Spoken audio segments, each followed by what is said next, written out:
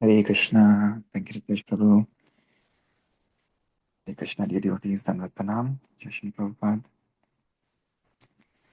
Om Ajnanatimirandasya Jnananjana-shalakaya Chakshurunmilitam Yena Tasmai Shri Guruve Namaha Namah Vishnupadaya Krishna Preshtaya Bhutale Srimate Bhaktivedanta Swaminati Namine Namaste Saraswati Deve Gauravani Pracharine Nirvishesha Shunyavadi Pashatadeshatarine Jai Shri Krishna Chaitanya Prabhu Nityananda Shri Advaita Gadadhar Srivasadi Gaur Bhaktivinoda Hare Krishna Krishna Krishna Hare Hare Hare Rama Rama Rama Hare Hare Hare Krishna. Okay, so we will continue with our morning prayers, which is one of the limbs of devotional service, process of devotional service called Vandanam. We'll offer our prayers which have been given to us by Shri Kulashekar Alvar. Today will be the last day. We'll do 31 to 40 and then the final set of verses next week, starting tomorrow, which will conclude our month of April, submitting these wonderful prayers at the lotus feet of Sri Hari, Sri Ramachandra, Sri Mukunda, Sri Krishna, whatever name we may give him. It is Krishna, the original Supreme Personality of Godhead. So let's do 31 to 40 today. Okay. Anybody would like to try? Okay, I will do the singing and then we can do the translations. शत्रुच्छेदैकमन्त्रं सकलमुपनिषद् वाक्यसम्पूज्यमन्त्रं संसारोच्छेदमन्त्रं समुचिततमसः सङ्गनिर्याणमन्त्रं सर्वैश्वर्यैकमन्त्रं व्यसनभुजगसन्दष्टसन्त्राणमन्त्रं जिह्वे श्रीकृष्णमन्त्रं जप जप सततं जन्म साफल्यमन्त्रम् व्यामोहप्रसमौषधं मुनिमनो वृत्तिप्रवृत्त्यौषधम् दैत्येन्द्रादिकरौषधं त्रिभुवने सञ्जीवनैकौषधम् हितौषधं भवभय प्रध्वंसनैकौषधम् श्रेयः प्राप्तिकरौषधं पिब मनः श्रीकृष्णदिव्यौषधम् कृष्णात्वदीयपदपङ्कजपञ्जरान्तम् अद्यैव मे विशतु मानसराजहंसः प्राणप्रयाणसमये कफवातपित्तैः कण्ठावरोधनविधौ स्मरणं कुतस्ते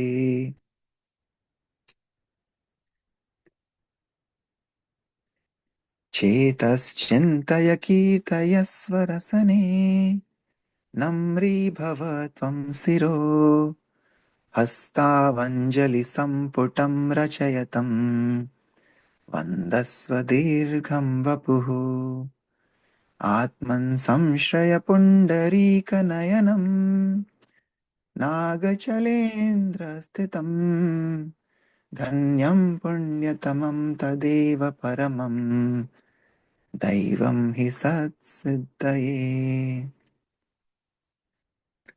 शृण्वन् जनार्दन कथा गुणकीर्तनानि देहेन यस्य पुगलकोद्गमरोमराजिः नोत्पद्यते नयनयोर्विमलाम्बुमाला धिक्तस्य जीवितमहो पुरुषाधमस्य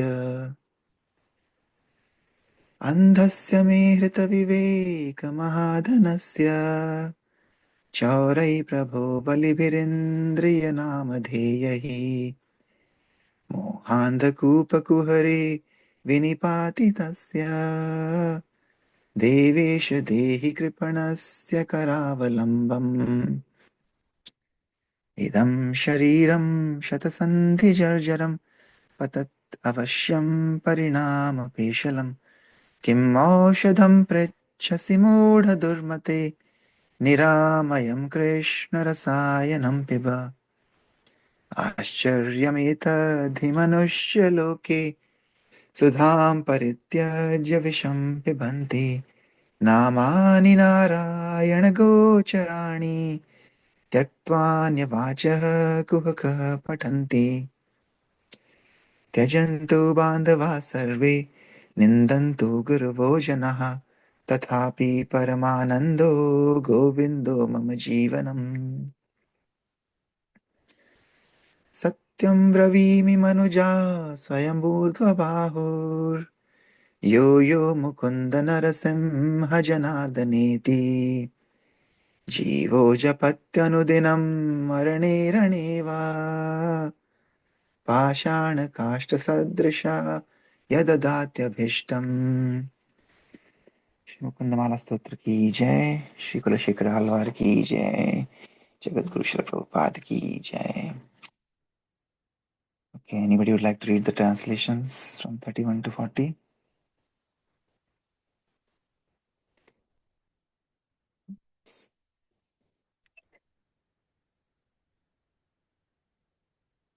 I can read Mataji. Sure, Mataji, please. Yeah. Hare Krishna. Translation. O tongue, please constantly chant the mantra composed of Sri Krishna's name. This is the only mantra for destroying all enemies, the mantra worshipped by every word of the Upanishads, the mantra that uproots samsara, the mantra that drives away all the darkness of ignorance, the mantra for attaining infinite opulence, the mantra for curing those bitten by the poisonous snake of worldly distress, and the mantra for making one's birth in this world successful. 32. O mind, please drink the transcendental medicine of Sri Krishna's glories. It is the perfect medicine for curing the disease of bewilderment, for inspiring sages to engage their minds in meditation, and for tormenting the mighty Daitya demons. It alone is the medicine for restoring the three worlds to life and for bestowing unlimited blessings on the Supreme Lord's devotees. Indeed, it is the only medicine that can destroy one's fear of material existence and lead one to the attainment of the supreme good. 33. O Lord Krishna, at this moment, let the royal swan of my mind enter the tangled stems of the lotus of your feet. How will it be possible for me to remember you at the time of death, when my throat will be choked with mucus, bile, and air? 34. O mind, think of the lotus eyed Lord who reclines on the mountain like serpent Ananta. O tongue, glorify him. O head, bow down to him. O hands, join your palms in supplication to him. O body, offer outstretched obeisances to him. O heart, take full shelter of him. That Supreme Lord is the topmost deity. It is He alone who is all auspicious and supremely purifying. He alone who awards eternal perfection. 35. One who hears descriptions of Lord Janardhana's pastime and glorious qualities, but whose bodily hair fails to bristle in ecstasy and whose eyes fail to flood with tears of pure love, such a person is indeed the most degraded rascal. What a condemned life he leads. 36. O Lord, the powerful thieves of my senses have blinded me by stealing my most precious possession, my discrimination, and they have thrown me deep into the pitch dark well of delusion. Please, O Lord of Lords, extend your hand and save this wretched soul. 37. This body's beauty is fleeting, and at last the body must come to death. after its hundreds of joints have stiffened with old age. So, why, bewildered fool, are you taking for medication? Just take the Krishna's elixir, the one cure that never fails. 38. The greatest wonder in human society is this: people are so incorrigible that they reject the life giving nectar of Lord Narayana's name and instead drink poison by speaking everything else. 39. Let my relatives all abandon me and my superiors condemn me. Still, the supremely blissful Govinda remains my life and soul. 40.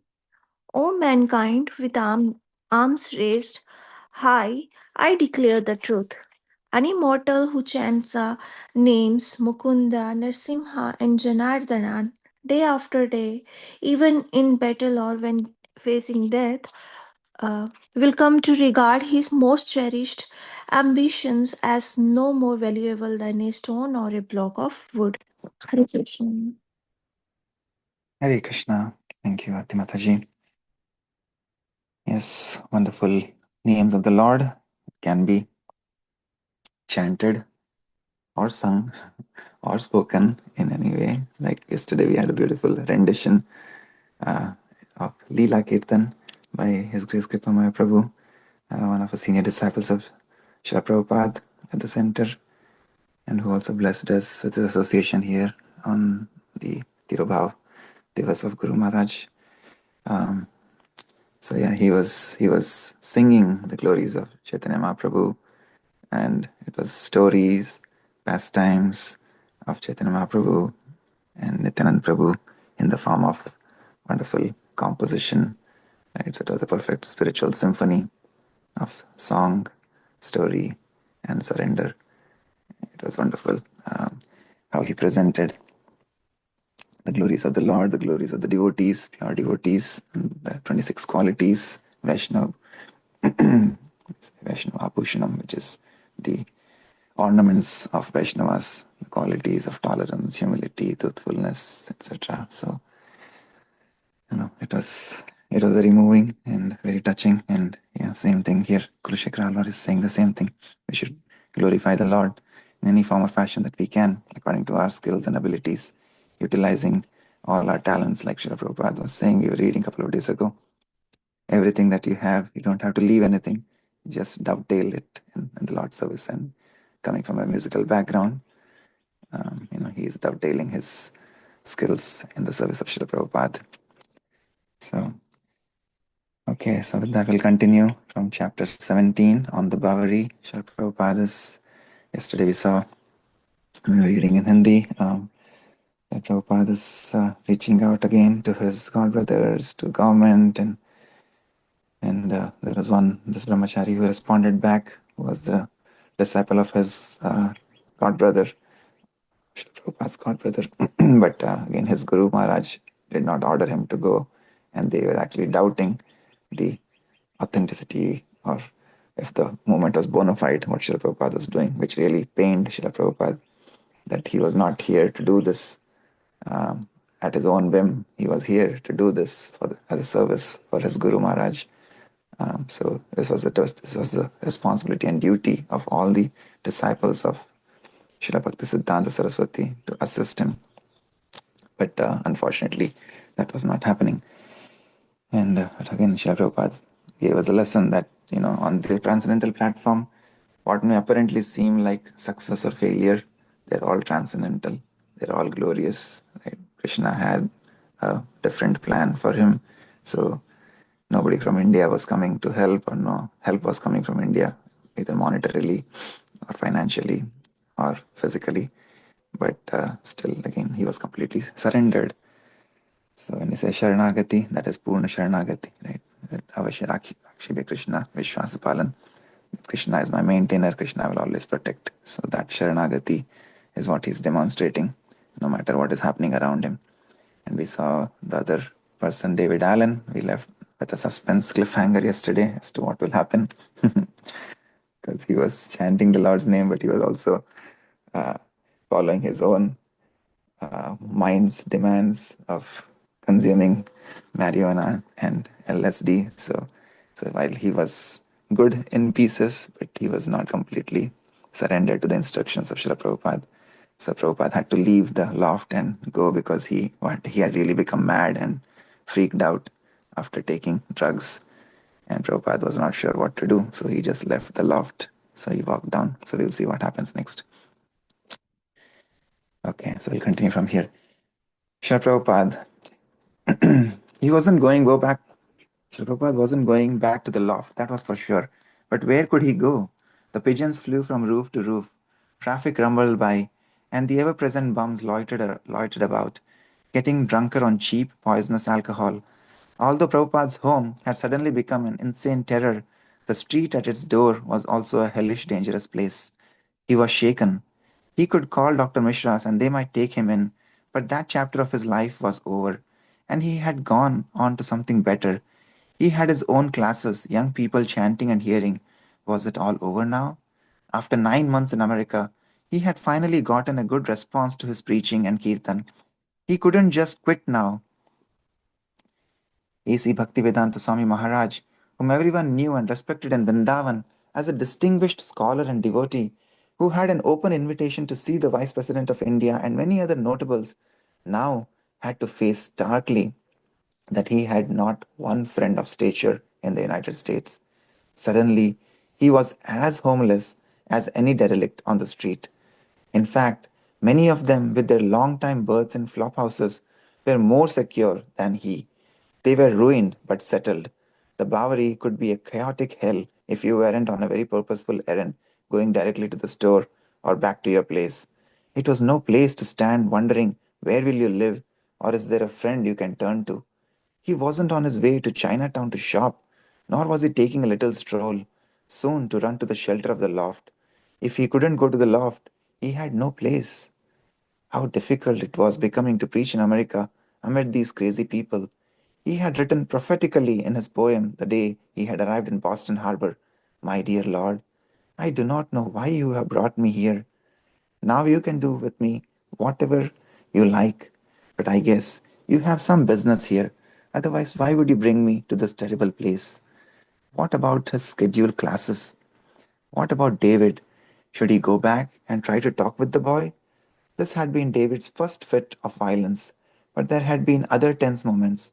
David had a habit of leaving the soap on the floor of the shower stall, and Prabhupada had asked him not to because it was a hazard. But David wouldn't listen. Prabhupada had continued to remind him, and one day David had gotten angry and shouted at him. But there was no real enmity. Even today's incident had not been a matter of personal differences.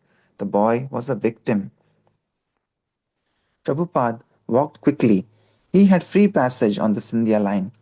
He could go home to Vrindavan, but his spiritual master had ordered him to come here. By the strong desire of Sri Srimad Bhaktisiddhanta Saraswati Thakur, he had written while crossing the Atlantic, the holy name of Lord Gauranga will spread throughout all the countries of the Western world. Before nightfall, he would have to find some place to stay, a way to keep up the momentum of his preaching. This is what it meant to be working without government sponsorship, without the support of any religious organization, without a patron. It meant being vulnerable and insecure. Prabhupada faced the crisis as a test from Krishna. The instruction of Bhagavad Gita was to depend on Krishna for protection. In all activities, just depend upon me and work always under my protection. In such devotional service, he in such devotional service, be fully conscious of me. You will pass over all the obstacles of conditional life by my grace. He decided to phone Karl Jurgens and asked him to help. Hearing the Swami's voice on the phone, it was an emergency. Karl had at once agreed that Prabhupada could move in with him and his wife, Eva. Their place was close by on Center Street, 5 blocks west of Bowery, near Chinatown. Karl would be right over. After Karl found Prabhupada, they went straight to Karl's place, an AIR loft, smaller than the one Prabhupada had been living in.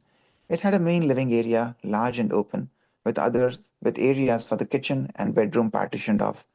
There were decorative indoor plants and a profusion of throw pillows placed all around. Karl's loft was much brighter than the dingy, factory like space in the loft on the Bowery. The floor was painted bright orange. Carl used to say it looked like the deck of a ship. The walls and ceiling were white, and light from seven skylights filled the room. Carl and Eva settled the Swami in one corner. Prabhupada had left his belongings at David's loft and he didn't want to go back, so Carl went over to pick up a few essential items. Prabhupada asked him to leave most of his things, including his books, suitcases, and reel to reel tape recorder, where they were. Although by this time David had come down from the intense effects of the LSD, he remained crazy. When Carl arrived at the loft, the door was locked and David was inside, afraid to let anyone in, although finally he relented. He had shut and locked all the windows, making the loft oppressively hot and stuffy. Bill Epstein, who also came by that day, analyzed David as having had a drug-induced nervous breakdown, a narco psychosis. And although David was sorry he had explored the Swami, neither Bill nor Carl thought Prabhupada should live with David again. Apparently, Prabhupada's chances of making the loft into a Radhakrishna temple were finished. Carl and Bill gathered up a few of Swami's belongings, and David stayed behind in the loft. He wanted to be alone. Carl Jurgens knew Prabhupada's living habits and wanted to accommodate him with a suitable place to live and work. In a small alcove at one end of his loft, Carl had a small study, which he allocated for the Swami. Carl also set up a cushioned dais and arranged the living room around it so that the guests could sit on the floor in a semicircle. Carl's wife, who didn't really like the idea of a Swami moving in, agreed to cover a few cushions with Indian madras material for him anyway. Things went smoothly for a while. Prabhupada continued his morning and evening classes, and many of the Babri hip crowd came by. Three of his regular callers lived right in the same building, and a few others, including Carl's brother, were just around the block. Michael Grant, James Green, even David Allen came once. Don Nathanson, an artist. I was at Carl's loft, and the Swami comes strolling in one day. So I already knew he was on the scene from David's. Mostly musicians were coming. They were enjoying the private morning session with him. And that's really strange in itself because these people were up almost all night and he used to do it at 6 in the morning for 1 hour. He would lead them in chanting with his hand symbols dot dot da dot dot da. It was strange because that crowd was heavy into drugs and they were well read. But for a short period they used to go every morning, 9 or 10 of them, and they felt very good about it. They felt very good that they did that in the morning. Carl felt that the creative group who came to see the Swami in his studio were all quick to enter into the mood of the Kirtan, but they were using it in their own ways to supplement their own private visions and ecstasies, with no real intention of adopting the disciplines or the undivided worship of Lord Krishna. Prabhupada was their first real contact with a spiritual person, and yet, even without trying to understand, they became absorbed in his kirtans and in what he had to say.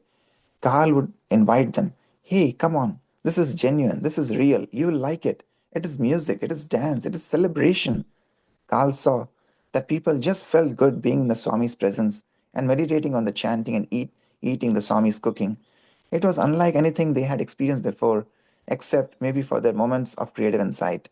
Yet for Carl and Eva, Prabhupada's simple presence created difficulty. Never before during his whole stay in America had he been a more inconvenient or unwanted guest. Carl's studio was arranged for him and his wife to live in alone, using the bedroom, kitchen, and living room any way they liked. If they wanted to smoke marijuana or eat meat or whatever, that was their prerogative. This was Carl's home. He lived here with his wife Eva and their dogs and cats, but now they had to share it with the Swami. Almost at once, the situation became intolerable for Eva. She resented the Swami's presence in her home. She was a feminist, a liberated white woman with a black husband and a good job.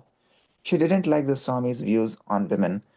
She hadn't read his books or attended his classes, but she had heard that he was opposed to sexual intercourse except for conceiving children, and that, in his view, a woman was supposed to be shy and chaste and help her husband in spiritual life.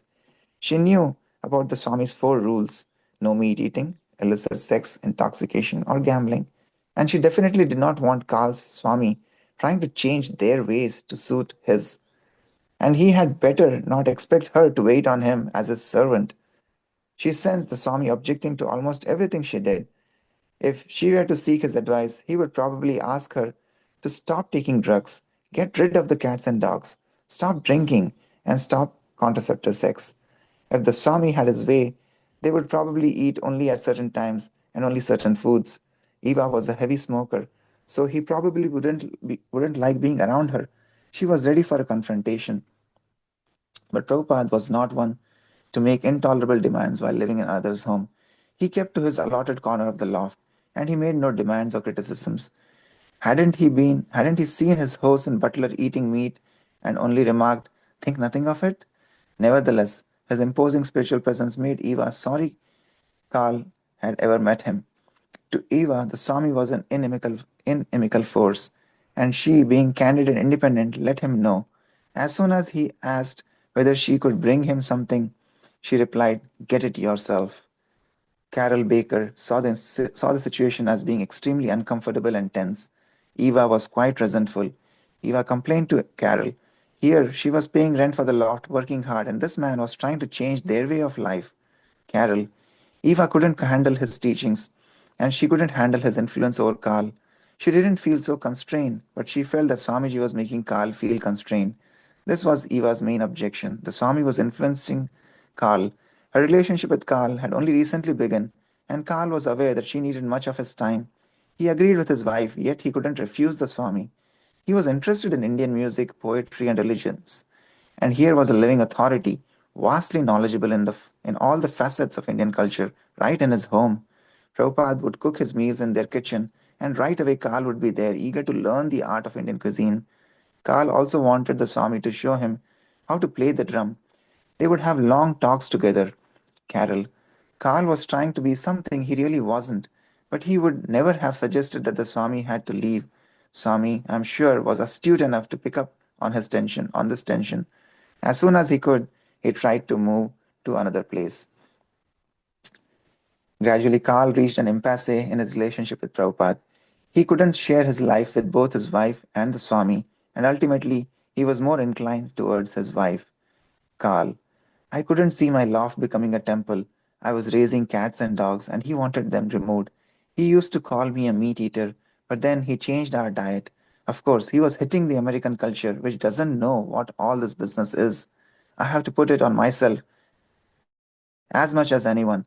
I could understand and absorb India through an impersonal agency like a book or a record, but here was the living representative of Godhead, and to me, it was as difficult as anything I've ever had to do before or since.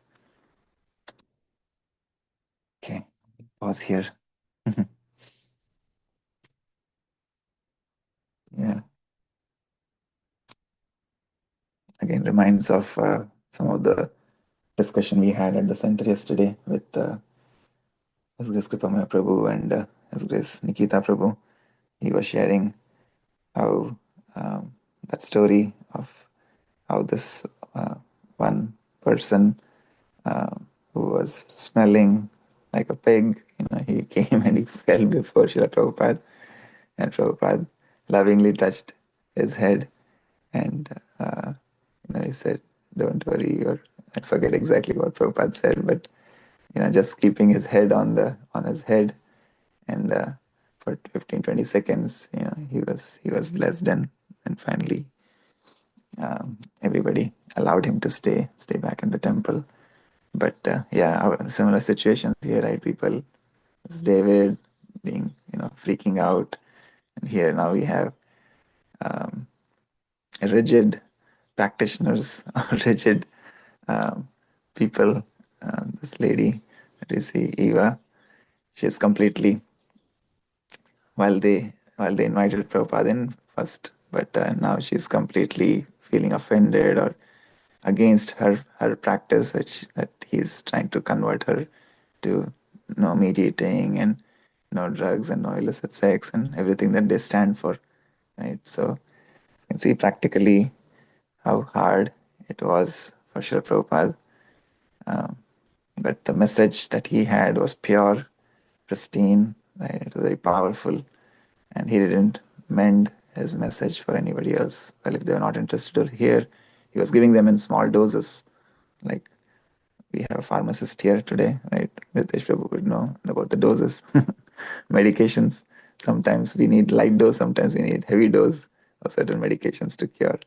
And Prabhupada was an expert pharmacist himself, so he knew what dose to give, when to give, how much to give.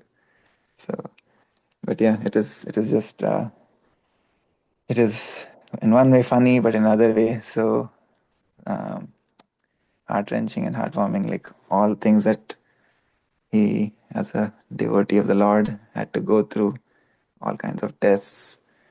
It's just not. I mean, it's very easy to say verbally, but if we really have to put ourselves in a shoe like Srila Prabhupada, which is impossible to put ourselves in, but just imagining, you know, alone in a country where you have nobody, I mean, of course, all of these are strangers to him. He's just meeting them for the first time.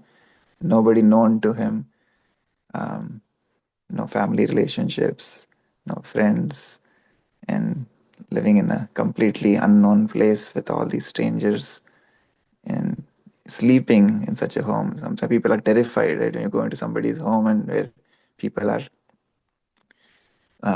behaving like this, you will not even be able to sleep peacefully because you don't know what will happen with you when you're sleeping, right? So those kind of thoughts also come.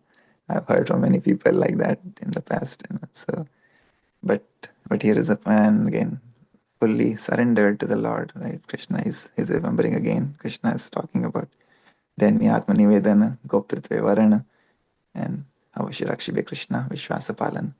So accepting Krishna as the maintainer, as the protector, as the eternal shelter.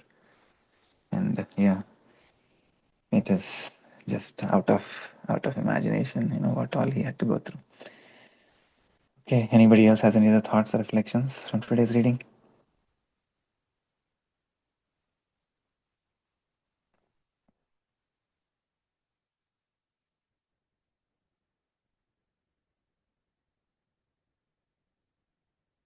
Anything? Ritesh Prabhu, Minu Mataji. Prabhuji, thank you. Hmm. Thank you for reading. This one thing that I got very, very, I mean, Prabhupada was commendable. He was totally, I will say, uh, figure that only a God can give to only few people. He has gone through so much, so many things, and still he kept going on. Uh, when you talked about like living in a different place, living in things, I'm sure there were like other consequences also where he has to face mentality of the people, that sometimes people are associated with what kind of society he's living it, and then he still kept going on. His mission was to change the society, which was very, the theme and the inner feelings were very true and pure. And he kept going on, and that is what keeps us motivated. I mean, sometimes in this world we get carried away by, oh, what others are thinking, what others are doing, what society, I mean, being in front of in I mean, with the druggist and everyone. Some may think that like a hippie culture, and there were news also about it that sometimes it's like comes back from the Google and everything, and that keeps us going to and fro. But now looking at the true reflection of what Prabhupada ji has done, it is really, really commendable. And I mean, I would say only a God like a human soul or a pure soul can only attain this particular thing. At that age, I mean, he was already 68, 67, and he kept going on, and we are like not even that close, but probably 45, 50, 55. We kept we keep deviating from our path to and fro and all that stuff. But reading about Prabhupada ji and his journey is really commendable. Thank you, Prabhuji, and thank you, everyone. Yes, thank you, Prabhu. Yeah, and that's the same mood we get from his disciples, right? Again, again. So it's our wonderful fortune that we're able to have association of his disciples, like Kripamaya Prabhu, from New Vrindavan this weekend, and yeah, down the road we'll have Chandramauli Maharaj coming next month. And now in summer, of course, we'll have many more Vaishnavas visiting, so it is wonderful. But yeah, that this shows, like how Prabhupada inspired them and why all these thousands of disciples of Srila Prabhupada surrendered to him. Lalita Prasad Prabhu, of course, is a living example in our community, right? So from all their examples, we see that, what impact Srila Prabhupada had on their lives. Just by his presence, he transformed countless souls and revived them back on this path. It may that person, that Indradumna Swami, that story that he was talking about, Kappa Mahaprabhu was talking about again, it almost felt as if, that person had committed a blunder, something like what David Allen did, right? Maybe with Srila Prabhupada in his previous life, who knows, right? And now he was like, as soon as he saw Srila Prabhupada, he came running and fell down at his feet, and Prabhupada was kind of forgiving him for maybe his faults and his sins that he had committed, and he had again taken him back, in his embrace. So that is the love and compassion of Chaitanya Mahaprabhu that his pure devotees exhibit. So it was almost, when he was narrating that story, it almost felt like that, like as if he had committed some grave blunder, because of which he was suffering now as a rotting pig in the confines here. And then Prabhupada, and he saw Prabhupada, he just, as if he remembered his guru, and he came and he fell down at his lotus feet again. So yeah, these are very wonderful memories of Srila Prabhupada, which we get to hear only from his pure disciples. So wonderful. Thank you, Ritesh Prabhu. Okay, so I think it's 6:38. We'll stop here for today. Thank you, as always, for your kind association on a Sunday morning. We look forward to having everybody's association again tomorrow, and hope everybody has a wonderful rest of the day today. वाञ्छकल्पतरुभ्यश्च कृपासिन्धुभ्य एव च पतितानां पावनेभ्यो वैष्णवेभ्यो नमो नमः। अनंतकोटि वैष्णववृंद की जय। जगत गुरु शिला प्रभुपाद की जय। शिला प्रभुपाद लीलामृत की जय। निताई गौर हरि हरि बोल। हरे Krishna. Thank you, Prabhuji. Have a great day, everyone. Hare Krishna. Hare Krishna. Krishna. Mataji. Hare Krishna Prabhuji. Hare Krishna Mataji. Hare Krishna Prabhuji.